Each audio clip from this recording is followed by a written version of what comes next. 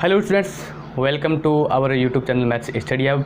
कैसे हैं आप लोग? उम्मीद करता हूँ सारे अच्छे होंगे और अपनी पढ़ाई अच्छी तरीके से कर रहे हैं। घर पर बैठे बैठे लॉकडाउन का पालन कर रहे हैं और जो आपको समय मिला उसका आप भरपूर लाभ उठा रहे हैं। तो डियर स्टूडेंट्स, शुरू करते हैं आज की क्लास 13.1 प्रश्नावली। उससे पहले मैंने एग्जाम्पल वगैरह और जो प्रमेय थी वो मैंने पहले करवा दी है। और अगर आप पहली बार यूट्यूब चैनल पर है तो चैनल को सब्सक्राइब कर लें और बेल आइकन को ज़रूर दबा लें, ताकि आपको जैसे ही नया वीडियो यूट्यूब पर अपलोड होगा आपको उसका नोटिफिकेशन मिल जाएगा। ठीक है, तो शुरू करते हैं गाइज आज की क्लास। और अगर पहले आपने क्लास नहीं ली है तो मैं इस वीडियो के डिस्क्रिप्शन में लिंक डाल दूंगा, आप पहले वाली जो तीनों क्लासें हैं वो ले सकते हैं। आज की जो क्लास है 13.1 उसको हम शुरू कर रहे हैं। तो 13.1 का जो पहला प्रश्न है वो आप अपनी किताब निकाल के बैठ जाइए, अपनी किताब में पढ़ेंगे। और 9th क्लास के जो बच्चे हैं वो मुझसे कांटेक्ट कर लेना, मैं आपको PDF में आपको बुक अवेलेबल करवा दूंगा। ठीक है, तो पहला प्रश्न क्या है, देखो कि निम्न में से प्रत्येक कथन सत्य या असत्य लिखिए और उत्तर का कारण भी लिखिए। देखो कुछ नीचे प्रश्न कुछ पॉइंट दे रखे, 4 पॉइंट दे रखे हैं, वो आपको बताने हैं कि सही है या गलत है। सही है तो क्यों है, गलत है तो क्यों है, कारण भी बताना है। ठीक है, तो देखो पहला प्रश्न क्या कह रहा है कि किसी वृत्त की स्पर्श रेखा वह रेखा है जो वृत्त को 2 बिंदु पर प्रतिच्छेद करती है।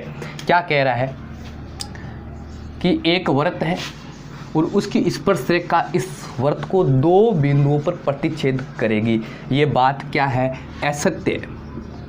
हम सारे जानते हैं कि स्पर्श रेखा केवल और केवल एक ही बिंदु पर स्पर्श करती है, और ये क्या कह रहा है, 2 बिंदु पर प्रतिच्छेद करती है। तो ये बात क्या है, असत्य है। कारण क्या है कि स्पर्श रेखा केवल एक बिंदु पर ही स्पर्श करती है। ये इसका कारण हो गया। ठीक है ना। या देखो हम कहीं पर भी स्पर्श रेखा खींचेंगे तो वो एक ही बिंदु पर स्पर्श कर सकती है, एक से अधिक बिंदुओं पर स्पर्श नहीं करती है, जिसको हम स्पर्श बिंदु बोलते हैं। ठीक है, तो ये गलत बात है। पहला क्वेश्चन हो गया। ठीक है, दूसरा क्वेश्चन क्या कह रहा है, एक स्पर्श रेखा XY O केंद्र वाले वृत्त को P पर स्पर्श करती है और Q स्पर्श रेखा पर अन्य बिंदु है, तो OP और OQ बराबर है। देखो पहले तो मैं बता दूं कि ये चीज़ असत्य है। ये जो कथन कह रहा है ये क्या है, असत्य है। अब असत्य का मैं आपको कारण समझाता हूँ।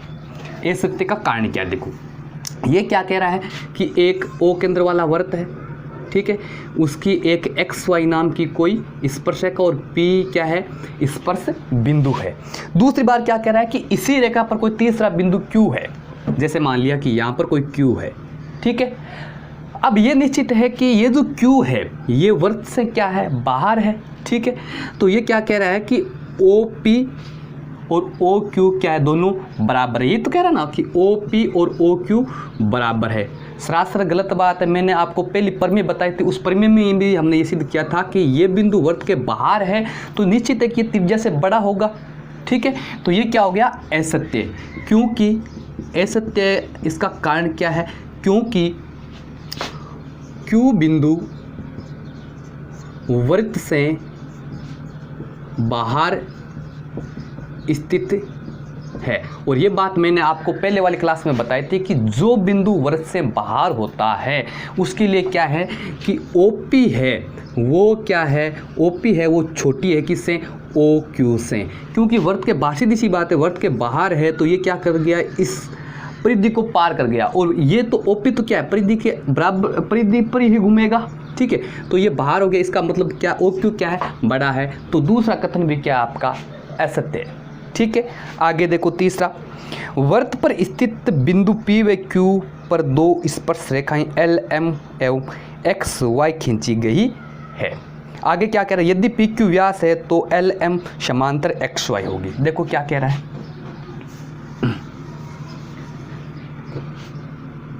पहले तो मैं चित्र से समझा रहा हूँ। आपको चित्र बनाने की आवश्यकता नहीं, आपको केवल सत्य असत्य बताना है और आपको कारण लिखना है। लेकिन आपको पता होना चाहिए कि ये सत्य क्यों है, असत्य क्यों है, रटा नहीं लगाना आपको। ठीक है, और ये जो मैं लिख रहा हूँ ये अपनी लैंग्वेज में आप लिख सकते हैं। ये क्या कह रहा है कि PQ वृत्त का व्यास है और Q पर एक स्पर्श रेखा है जिसका नाम है LM। ठीक है, और Q पर एक स्पर्श रेखा है जिसका नाम है वाई। आगे क्या कह रहा है कि एल एम और एक्स वाई क्या है, समांतर है। तो ये बात बता दूं मैं आपको कि सत्य है। देखो आपने पहले भी पढ़ा होगा कि व्यास के सिरों पर खींची गई स्पर्श रेखाएं हमेशा समांतर होती है। इस बात को आप हमेशा के लिए याद रखेंगे। ये क्या है, पी क्यू क्या है, व्यास है, प्रश्न में दे रखा है, और व्यास के सिरों से खींची गई स्पर्श रेखाएं हमेशा क्या होती है, समांतर होती है। तो ये सत्य है। क्यों है, क्योंकि व्यास के सिरों से खींची गई स्पर्श रेखाएं हमेशा समांतर होती है, समांतर होती है। और कथन में क्या कह रहा है कि एल एम और एक्स वाई क्या है, एल एम और एक्स वाई दोनों समांतर है। तो समांतर है, बिल्कुल समांतर है। ठीक है। चौथा कथन क्या कह रहा है, देखो मैं चित्र के द्वारा आपको केवल समझा रहा हूं। चौथा है कि एक वृत्त का केंद्र O दूसरे वृत्त पर स्थित है जिसका केंद्र A है। आगे क्या कह रहा है, यदि O केंद्र वाला वृत्त बिंदु A और B से इस प्रकार गुजरता है कि A O B एक ही रेखा पर हो तो B से खींची गई स्पर्श रेखाएं दोनों वृत्तों के प्रतिच्छेदन बिंदु से गुजरती है। देखो क्या कह रहा है, इसका पहले डायग्राम बनाना जरूरी है। ये डायग्राम, ये O केंद्र वाला कोई वृत्त है, ठीक है। दूसरी बात क्या कह रहा है कि इस केंद्र से कोई दूसरा और एक वृत्त है जिसका केंद्र क्या है, A है, और O केंद्र वाला वृत्त है वो A से गुजरता है, ठीक है, और ये B से भी गुजरता है, और B से गुजरता है। तो आप कहेंगे कि सर B यहाँ कैसा आया, तो ये आगे क्या कह रहा है कि AOB एक ही रेखा में है, इसलिए मैंने B को यहाँ बनाया, यहाँ नहीं बनाया, क्योंकि वृत्त तो मतलब 360 डिग्री पर घूम रहा है। समझ गई बात। अब देखो ये क्या हो गया, AOB O केंद्र वाले वृत्त का क्या हो गया, व्यास हो गया। अब ये कह रहा है कि अगर मैं B से स्पर्श रेखा खींचूंगा इस वृत्त पर, तो ये दोनों वृत्तों के प्रतिच्छेदन बिंदु मतलब है दोनों वृत्त कहाँ से काट रहे हैं, एक तो यहाँ काट रहे हैं, एक यहाँ काट रहे हैं। तो यहाँ पर मैं जब स्पर्श रेखा खींचूंगा तो ये प्रतिच्छेदन बिंदु से गुजरेगी, ये बोल रहा है कथन में। तो ये बात क्या है, सत्य है। अब सत्य क्यों है, सत्य क्यों है, स्पर्श रेखा कब मानी जाएगी, स्पर्श रेखा तब मानी जाती है परिमेय 1 के अनुसार जब वो त्रिज्या पर क्या होती है, लंब होती है, जब वो त्रिज्या पर क्या होती है, लंब। और ये क्या है, आपका लंब है। क्यों है, ध्यान से समझेंगे ये लंब क्यों है, क्योंकि ये O केंद्र का क्या है, वृत्त है, और ये इसका क्या है, व्यास है। तो व्यास से ऊपर का क्या हो गया, अर्धवृत्त हो गया, और अर्धवृत्त हो गया तो अर्धवृत्त में बना त्रिभुज हमेशा क्या होता है, समकोण त्रिभुज होता है। इसलिए ये क्या है, 90 डिग्री का है, और ये अगर 90 डिग्री का है तो O और जहाँ मान लो P बिंदु है तो OP क्या है, त्रिज्या है, और यहाँ पर इस पर BP पर क्या, लंब है। BP पर लंब है तो कन्फर्म है कि BP क्या है, स्पर्श रेखा है। तो ये क्या है, सत्य है। अब सत्य क्यों है, इसका कारण लिखेंगे कि AOB व्यास है तथा अर्धवृत्त में बना त्रिभुज समकोण त्रिभुज होता है, समकोण त्रिभुज होता है। और समकोण त्रिभुज होता है तो ये 90 डिग्री का कोण होगा, यानी PA क्या है, BP पर लंब है, और BP पर त्रिज्या अगर लंब होती है तो BP क्या है, स्पर्श रेखा है। तो इस बीच से जब प्रतिच्छेदन बिंदु पर जो रेखा खींची जाएगी वो हमेशा क्या होगी, स्पर्श रेखाएं होगी। ये आपका क्या हो गया, पहला प्रश्न कंप्लीट हो गया, क्लियर हो गया। दूसरा प्रश्न है रिक्त स्थानों की पूर्ति कीजिए। आप अपनी नोटबुक में पढ़ेंगे क्या है, रिक्त स्थानों की पूर्ति कीजिए। पहला दे रखा है कि एक वृत्त पर स्थित एक बिंदु से डैश स्पर्श रेखाएं खींची जा सकती है, कि एक वृत्त पर एक बिंदु पर, एक ही वृत्त पर एक बिंदु पर कितनी स्पर्श रेखाएं खींची जा सकती है, डैश स्पर्श रेखा। तो हम सारे जानते हैं कि वृत्त की किसी बिंदु पर मात्र एक बिंदु पर एक ही स्पर्श रेखा खींची जा सकती है, वो फिर चाहे कहीं पर भी खींच लो, लेकिन वो हमेशा एक बिंदु पर एक ही स्पर्श रेखा। तो इस खालिस्तान में आएगा 1, ठीक है। दूसरा है वृत्त को 2 बिंदुओं पर प्रतिच्छेद करने वाली रेखा को डैश कहलाती है। देखो कि एक वृत्त है, ठीक है। और इसको क्या कर रहा है, 2 बिंदुओं पर प्रतिच्छेद कर रही है, 2 बिंदुओं पर, ठीक है। 2 बिंदुओं पर कोई रेखा है वो प्रतिच्छेद कर रही है तो वो रेखा डैश कहलाती है। और 2 बिंदुओं पर प्रतिच्छेद करने वाली रेखा को हम क्या कहते हैं, छेदन रेखा कहते हैं। क्या कहते हैं, छेदन रेखा। तो दूसरे खाली स्थान में क्या आएगा, छेदन। पहला जो दूसरा क्वेश्चन है, पहला जो है उसमें आएगा 1, ठीक है। दूसरे के अंदर आएगा छेदन रेखा, ठीक है। 2 बिंदु पर काटने वाली रेखा को क्या कहते हैं, छेदन रेखा कहते हैं। इजी सी बात है। आगे देखो तीसरा, एक वृत्त की समांतर स्पर्श रेखाएं हो सकती है। यानी एक वृत्त है उसकी कितनी समांतर स्पर्श रेखाएं हो सकती है। ये वृत्त है और इस पर ये स्पर्श रेखा होगी, ये स्पर्श, ये समांतर है, तो समांतर कितनी रेखाएं हो सकती है। तो निश्चित है कि एक ही युग्म समांतर रेखाओं का होता है, यानी 2 स्पर्श रेखाएं हमेशा समांतर हो सकती है। और वो कब होती है, जब अभी मैंने आपको बताया था कि वो किसी व्यास के सिरों से गुजरती है।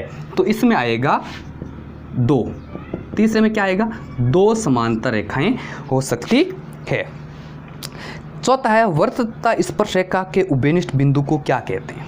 देखो, वृत्त और स्पर्श रेखा का उभयनिष्ठ बिंदु, उभयनिष्ठ का मतलब होता है कि वो बिंदु वृत्त का भी है और वो बिंदु स्पर्श रेखा का भी है। तो इस बिंदु को क्या कहते हैं, सीधी सी बात है कि जिस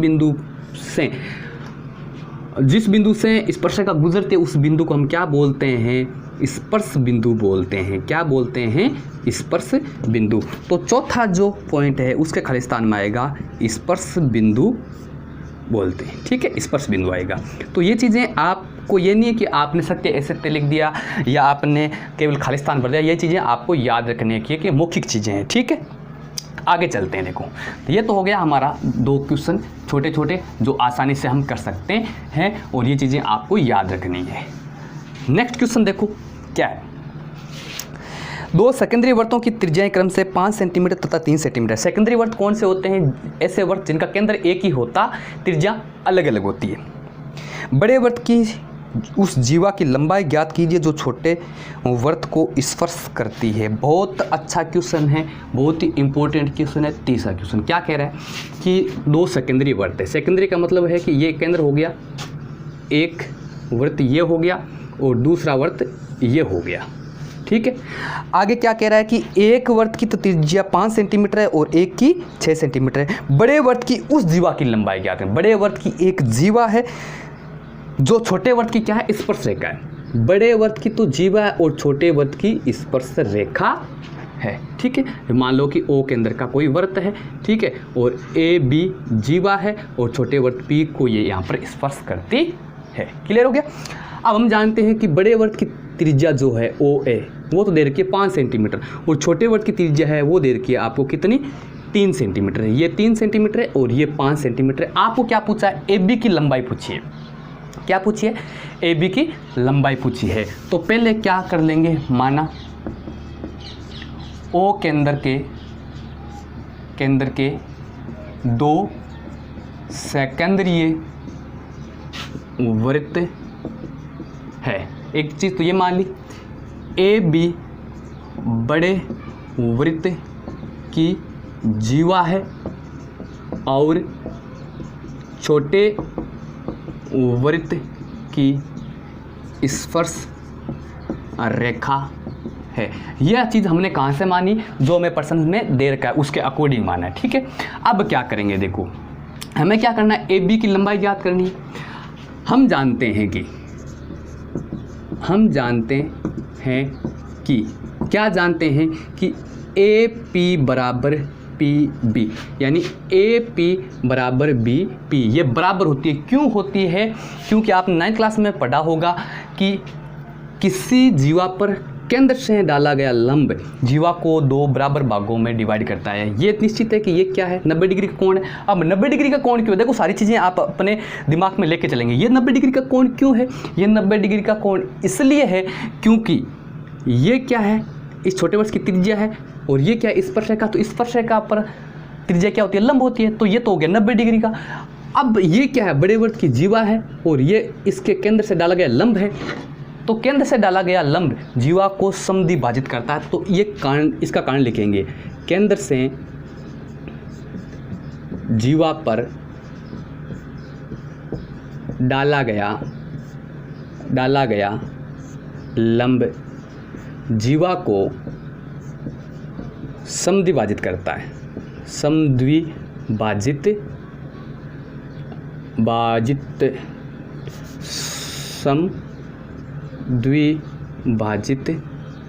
करता है। बस ये कारण। अब देखो क्या करेंगे, ये 90 डिग्री का है तो OPB क्या हो गया, समकोण त्रिभुज हो गया ना, तो त्रिभुज OPA में ये समकोण त्रिभुज हो गया। तो समकोण त्रिभुज में आपको पता है पाइथागोरस प्रमेय से, इसमें पाइथागोरस प्रमेय क्या होती है, कर्ण का स्क्वायर बराबर आधार का स्क्वायर प्लस लंब का स्क्वायर। तो कर्ण क्या है यहाँ पर, OA का स्क्वायर बराबर आधार क्या है, AP का स्क्वायर, AP का स्क्वायर प्लस लंब क्या हो गया, OP का स्क्वायर। वैल्यू पुट कर दो। OA कितनी देर की है, बड़े वर्ड की त्रिज्या 5 सेंटीमीटर, तो 5 का स्क्वायर बराबर AP कितनी है, AP तो मुझे ज्ञात करनी है, AP मुझे ज्ञात करनी है, तो AP का स्क्वायर प्लस OP कितनी है 3, तो 3 का स्क्वायर। अब क्या हो जाएगा, 5 का स्क्वायर 25 बराबर AP का स्क्वायर प्लस 3 का स्क्वायर 9। अब क्या करूँगा, मैं 9 को इधर लाऊंगा तो क्या हो जाएगा, 25 माइनस 9 बराबर AP का स्क्वायर, या क्या हो जाएगा AP का स्क्वायर बराबर, ये 25 में से 9 चले जाएंगे, कितने बचाएंगे 16, यानी AP का स्क्वायर 16 आया है। और मुझे क्या ज्ञात करना है, AP ज्ञात करना है ना, तो AP कैसे ज्ञात करूँगा मैं, AP बराबर ये स्क्वायर इधर से हटेगा तो उधर क्या चल जाएगा, अंडर हो जाएगा ना, तो 16 का क्या हो जाएगा, अंडर हो जाएगा। ठीक है, बीच में छोटा सा कंसेप्ट बता रहा हूँ मैं आपको, ध्यान रखेंगे कि मान लो x और y दो पद है, अगर मान लो कि इसकी घात 4 है तो वो घात उधर जाके क्या हो जाती है, हमेशा घात उलट जाती है, 1/4 हो जाती है। इसी प्रकार जब घात इधर 2 होती है ना, तो वो उधर जाके क्या हो जाती है, घात 1/2, और 1/2 का मतलब क्या होता है, अंडर रूट हो गया। समझ गए ना। चलो अब देखो AP बराबर क्या हो गया, 16 का वर्गमूल कितना होता है, प्लस माइनस 4 होता है, लेकिन हम यहाँ पर क्या लेंगे, 4 ही लेंगे, 4 सेंटीमीटर। 4 क्यों लिया, क्योंकि दूरी हमेशा क्या होती है, पॉजिटिव होती है। तो AP कितनी आ गई, 4 सेंटीमीटर आ गई। अब क्या हो गया, AB ज्ञात करना है मुझे, तो AB बराबर क्या होता है, AB को मैं 2 भागों में बांट लूँ, AP प्लस BP, PB, यानी इसको 2 भागों में बांट लिया। AB जो पूरी है, ये जो है इसको मैं लिख दिया AP प्लस PB। अब आपको पता है कि AP प्लस PB की जगह में क्या लिख दूँ, AP, क्योंकि ये तो दोनों बराबर है, दोनों बराबर होने का हमने कारण लिख दिया है। तो यहाँ पर क्या आ जाएगा, AP और AP कितने AP हो गए, 2 AP, और AP की वैल्यू अभी कितनी आई हमारे पास में, 4 आई थी, तो 2 गुणा AP की वैल्यू 4, और 2 को जब 4 से गुणा करेंगे तो कितना आ गया, 8 सेंटीमीटर, यानी AB बराबर कितना आ गया, 8 सेंटीमीटर, यानी इस जीवा की लंबाई कितनी आ गई, 8 सेंटीमीटर। आप नीचे लिख देंगे, अतः बड़े वर्त की जीवा की लंबाई 8 सेंटीमीटर है। क्लियर हो गया, समझ आ गया। आप स्क्रीनशॉट लेना चाहो तो स्क्रीनशॉट ले सकते हैं, और आप अभ्यास जरूर करेंगे अपनी जो अभ्यास पुस्तिका है उसमें। ठीक है, आगे बढ़ते हैं। देखो अब देखो आगे जो क्वेश्चन है वो इससे रिलेटेड जो क्वेश्चन होंगे वो आपको मैं नहीं करूँगा, वो आपको अपने आप करने नहीं आइए, फिर आप कमेंट बॉक्स में बता देना, मैं उसको वापस बता दूंगा। आगे वाला जो क्वेश्चन है ना, चौथा क्वेश्चन क्या है कि किसी वर्त के अंदर से 10 सेंटीमीटर दूरी पर स्थित किसी बिंदु से वर्त पर खींची गई स्पर्शरेखा की लंबाई यदि 4 सेंटीमीटर हो तो वर्त की त्रिज्या ज्ञात कितनी होगी। देखो सेम टू सेम क्वेश्चन है, पाइथागोरस प्रमेय लगेगी, आप कर लेना। थोड़ा सा कंसेप्ट मैं आपको बता देता हूँ, ठीक है। तो क्या कह रहा है, देखो एक वर्त है ओ के अंदर का, इससे 10 सेंटीमीटर दूरी पर क्या है, 10 सेंटीमीटर को बिंदु है, उससे स्पर्श रेखा खींची गई है, ठीक है। और उस स्पर्श रेखा की लंबाई है वो 4 सेंटीमीटर दे रखी है, आपको त्रिज्या ज्ञात करनी है। तो ये क्या है, यहाँ पर 90 डिग्री का है, तो आप क्या ज्ञात कर लेंगे, लंब ज्ञात कर लेंगे। ये आपको कर्ण दे रखा है 10 और आधार दे रखा है 4, त्रिज्या ज्ञात कर लेंगे, ठीक है। तो ये आप कर लेंगे, नहीं आए तो आप कमेंट बॉक्स में बता देना, मैं इसको बता दूंगा, ठीक है। नेक्स्ट क्वेश्चन, 5वां क्वेश्चन, ओ केंद्र वाला वृत्त चतुर्भुज ABCD की भुजाओं को अंतःस्पर्श इस प्रकार करता है यदि AB को स्पर्श बिंदु 3:1 भागों में विभाजित करे तब AB बराबर 8 सेंटीमीटर है तो वृत्त की त्रिज्या ज्ञात कीजिए जबकि OA 10 सेंटीमीटर। ये अच्छा क्वेश्चन है, देखो मैं बता देता हूँ क्या है कि एक वृत्त को एक चतुर्भुज क्या कर रहा है, इस प्रकार स्पर्श कर रहा है और उस चतुर्भुज का नाम है ABC और D। ठीक है, ये O केंद्र का कोई वृत्त है। आगे क्या कह रहा है, इसमें स्पर्श जो AB है, AB को स्पर्श यहाँ पर मान लो P Q R और S। अब ये क्या कह रहा है कि AB को किस अनुपात में, 3:1 में विभाजित करता है। अब 3:1 का मतलब क्या होता है, पहले तो ये समझे थी। देखो अगर मान लो ये पूरी AB 3 और 1 4, देखो अनुपात कितना है 3 और 1, टोटल कितना होता है 4। अगर ये 4 सेंटीमीटर की है तो AP कितनी होगी 3 की और PB कितनी होगी 1 की, ये मतलब होता है इसका। ठीक है, आगे क्या कह रहा है AB 8 सेंटीमीटर है और AB टोटल कितनी देर की आपको 8 सेंटीमीटर है। ठीक है, आगे देखो त्रिज्या ज्ञात करनी है जबकि OA 10 सेंटीमीटर है। O और A ये कितनी है 10 सेंटीमीटर। हमें क्या ज्ञात करनी है, त्रिज्या ज्ञात करनी है, OP ज्ञात करनी है। बहुत इजी है। देखो क्या करेंगे 5 नंबर क्वेश्चन है ये, क्या लिख देंगे, दिया गया, क्या दे रखा है, दिया गया यह है ABCD एक चतुर्भुज है जिसमें O केंद्र वाला वृत्त इस प्रकार स्थित है कि AB BC ये CD व AD वृत्त को क्रम से PQR व S पर स्पर्श करती है। ये तो बात जो दे रखी थी वो हमने ले ली। और क्या दे रखा है कि AP/PB, AP और PB का अनुपात कितना दे रखा है 3:1 दे रखा है। इसका मतलब क्या है कि अगर AP 3 है तो PB कितनी होगी 1। दूसरी बात क्या दे रखी है कि AB है वो 8 सेंटीमीटर दे रखी है और AO है वो आपको 10 सेंटीमीटर दे रखी है। क्लियर हो गया। हमें क्या ज्ञात करना है, हमें ज्ञात करना है OP। अब देखो बात को आपको भूलना नहीं है कि ये AB क्या स्पर्श रेखा है और OP क्या है त्रिज्या है, तो यहाँ पर ये क्या हो गया लंब हो गया। तो OPA क्या समकोण त्रिभुज हो गया। इसमें पाइथागोरस प्रमेय से हम आसानी से ये ज्ञात कर सकते हैं। और ये ज्ञात करने के लिए हमारे पास में कर्ण होना चाहिए 10 है और ये आधार भी होना चाहिए AP। अब आधार कितना है, आधार हमें तो क्या दे रखी है, पूरी क्या दे रखी है AB दे रखी है। तो आधार ज्ञात कर लेते हैं। देखो आधार कैसे ज्ञात करेंगे, पहले तो मैं थोड़ा सा कंसेप्ट समझा देता हूँ आपको। देखो 3:1 का मतलब क्या होता है, अगर AP 3 है, AP 3 है तो PB कितनी होगी, PB 1 होगी। ठीक है, अब टोटल अनुपात कितना होता है 4 होता है, जबकि हमारी भुजा की लंबाई तो 8 है। अब 8 है तो मैं इसको अगर गुणा करूं तो ये 6 की हो जाएगी, ये कितनी होगी 2 की, 6 और 2 कितना होते हैं 8 होते हैं ना। तो देखो मुझे क्या ज्ञात कर लेना है, मुझे क्या ज्ञात कर लेना है AP। तो AP बराबर क्या हो जाएगा, AP के कितने भाग है 3 भाग है, कितने में से टोटल कितने हैं 4 में से, और पूरी जो AB है वो कितनी है 8 है। ठीक है, अगर आपको कंसेप्ट याद आ रहा है तो अनुपातीय भाग बटा अनुपातों का योग गुणा कुल।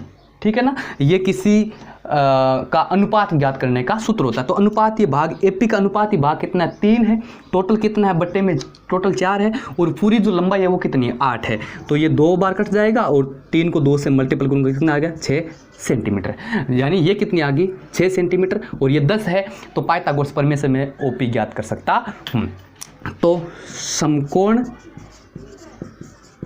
त्रिभुज कौन से में,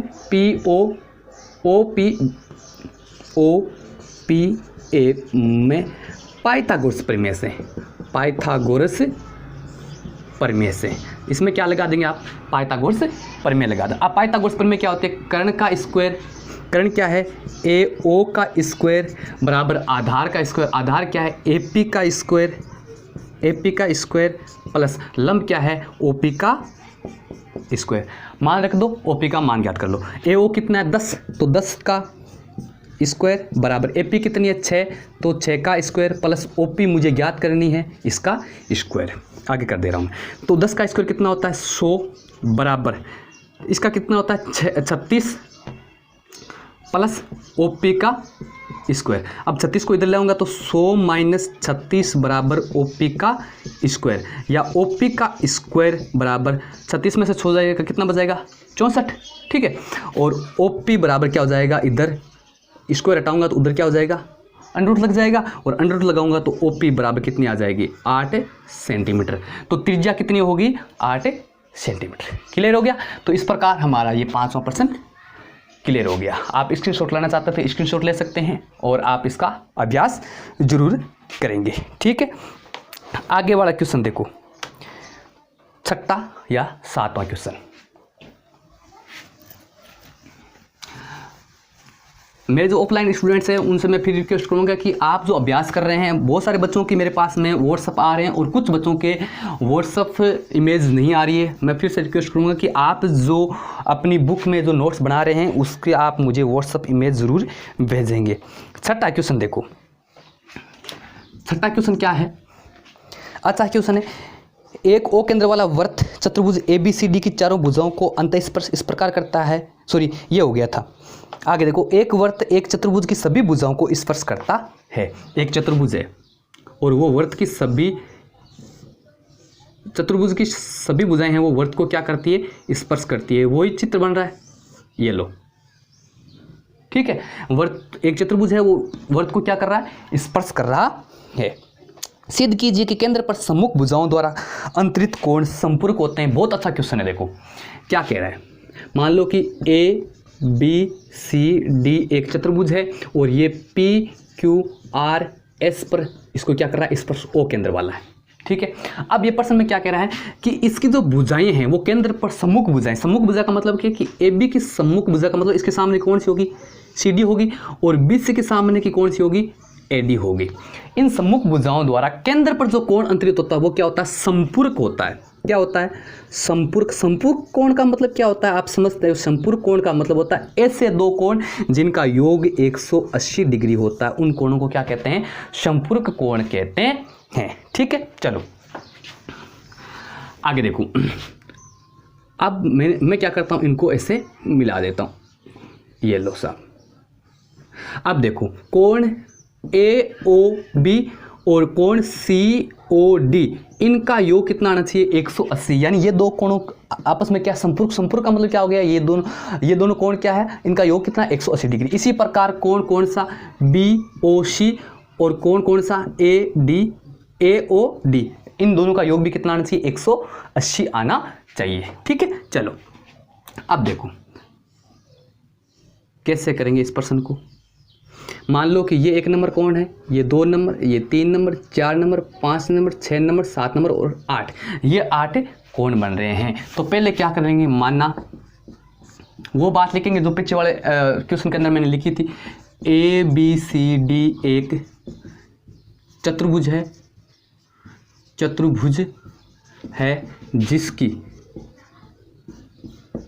ABC व BCD व AD भुजाएं वृत्त को क्रमशः PQR व S पर स्पर्श करती है। ये तो हमें प्रश्न में दे रखा था, ये क्या कर रही है स्पर्श कर रही है, ठीक है। अब देखो ध्यान देंगे, आपको पता है कि केंद्र पर एक स्पर्श रेखा होती है, उसके द्वारा केंद्र पर जो कोण अंतरित होता है वो हमेशा क्या होता है समान होता है, ठीक है। तो देखो कैसे करेंगे,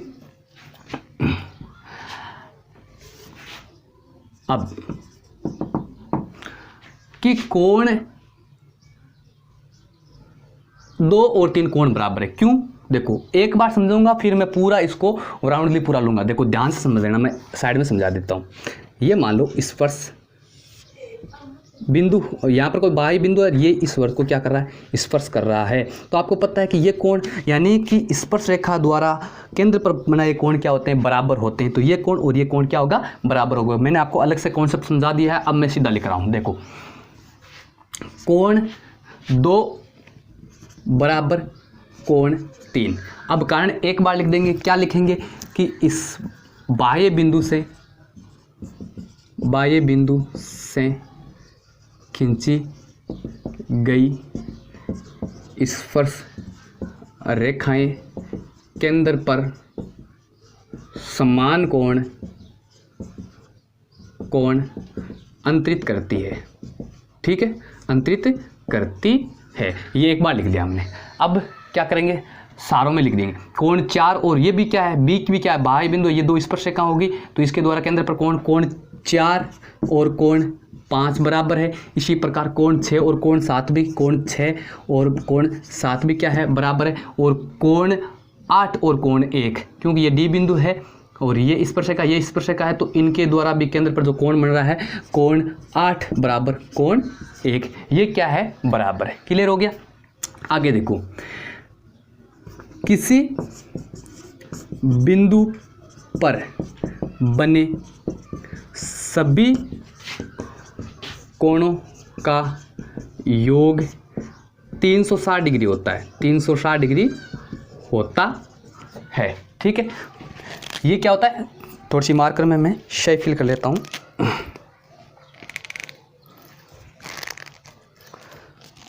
आगे देखो क्या कह रहा है कि एक बिंदु है, उसके परिगत जो कोण बनते हैं वो सारे क्या होते हैं? 360 डिग्री के होते हैं। समझा देता हूँ कैसे होता है। देखो कि ये ओ क्या है? बिंदु है और ये 8 कोण इसके चारों मोड़ बने, तो 8 कोणों का योग कितना होगा? 360 डिग्री होता है। ये याद रखेंगे, किसी बिंदु पर बने सभी कोणों का योग कितना होता है? 360 डिग्री। तो इसका मतलब क्या हो गया? कोण 1 प्लस कोण 2 प्लस कोण 3 प्लस कोण 4 प्लस कोण 5 प्लस कोण 6 प्लस कोण 7 और प्लस कोण 8, यानी इन 8 कोणों का योग कितना हो गया? 360 डिग्री होगा। ठीक है, करेंगे। देखो आगे, कोण 1 प्लस कोण 2 प्लस 3 की जगह मैं क्या कर दूं? क्योंकि 2 और 3 तो बराबर है ना, कोण 2 प्लस, अब कोण 4 की जगह मैं क्या लिख दूं? कोण 5 प्लस कोण 5 की जगह कोण 5 प्लस कोण 6 प्लस 7 की जगह मैं क्या लिख दूं? कोण 7 की जगह कोण 6 लिख दूं, कोण 6 प्लस कोण 1 की जगह मैं कोण क्या लिख दूं? कोण 8 की जगह क्या? कोण 1 लिख दूं, क्योंकि कोण 8 और 1 बराबर है, बराबर 360। अब क्या हो जाएगा? देखो 1 और 1 टोटल कितना हो गया? 2 कोण 1 प्लस 2 कोण 2 प्लस, देखो एक तो ये एक ये, कोण 5 और कोण 5, तो 2 कोण 5 प्लस कोण 6 और कोण 6, 2 कोण 6 बराबर कितना? 360। आगे क्या हो जाएगा? 2 कॉमन आ जाएगा तो क्या बचेगा? कोण 1 प्लस कोण 2 प्लस कोण 5 प्लस कोण प्लस कोण 6 बराबर 360। आगे मैं इधर से थोड़ा सा रब कर लेता हूँ, आप नोट कर लेना इसको। आगे देखो, अब ये 2 बटे में चल जाएगा तो क्या आ जाएगा? कोण 1 प्लस कोण 2 प्लस कोण 5 प्लस कोण 6 बराबर 360, और ये जो 2 थे ये बटे में चले जाएंगे 2, तो ये कितना आ जाएगा? कोण, अब देखो थोड़ा सा मैं साथ में कर देता हूँ, एक स्टेप साथ में। कोण 1 और डी था तो DOC, तो इसको दोनों को साथ में, इसको दोनों को साथ में, तो कोण DOC प्लस कोण 5 और 6, 5 या 6, ये कौन सा हो गया? BOA या AOB बराबर ये कितना हो गया? 360 में 2 का भाग दूंगा तो 180। अब देखो ये कोण और ये कोण, इन दोनों का योग कितना आ गया? 180 डिग्री। और यदि इनका योग कोण 180 आ गया, अतः कोण DOC व कोण AOB संपूरक कोण है। क्या है? संपूरक कोण है। संपूरक कोण क्यों है? क्योंकि इन दोनों का योग कितना है? 180 डिग्री है, और यदि कोण 180 डिग्री है तो इनका ये एक दूसरे का क्या हो गया, संपूरक कोण है। समझ आ गई ना बात आपको।